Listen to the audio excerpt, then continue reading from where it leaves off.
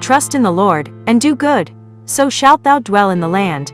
And verily thou shalt be fed. Psalm 37 verse 3. This Christian life is all about putting our trust in God. Why? Because God is the only one who can help us live the life that is truly best for us. God is the source of our provision. And when we trust in Him, we are able to take heed of His directions, and find everything we need for our lives. 1 Corinthians 15 verse 54 says, So when this corruptible shall have put on incorruption, and this mortal shall have put on immortality, then shall be brought to pass the saying that is written, Death is swallowed up in victory. Paul continues to express to his listeners the events of Christ's return. Here he references a passage from Isaiah 25. He says that death will be swallowed up.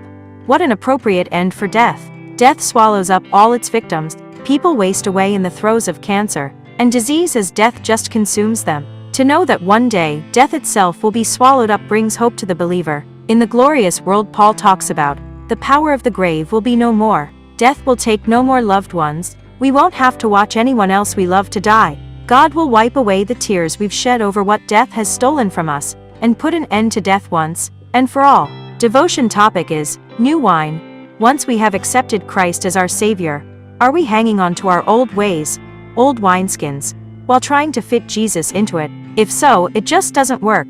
Just as the new wine would ferment and eventually split the wineskins, we need to decide whether to work with our new beliefs and spiritual path, or go back to our former way of life. A person with an addiction, alcohol, gambling, drugs, etc., cannot continue to visit those places where temptation can be overwhelming, bars, casinos, etc., or to keep company with the same friends who don't understand why their friend has changed. Now, I'm not saying that it is necessary to give up our old friends. What I am saying is that we can't expect to do the same things we did before. Did you enjoy X-rated movies? Is foul language a staple in your vocabulary? Do you have a whole collection of your favorite dirty or offensive jokes? Do you think this is what Jesus wants of you? Somehow these things don't really fit with following Christ. If Jesus is my Savior, and I have turned my life over to Him, I have to rethink how I live.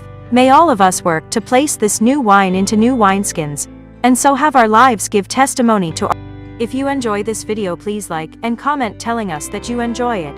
And remember to subscribe and turn on your notification bell, that way you will not miss any of our videos.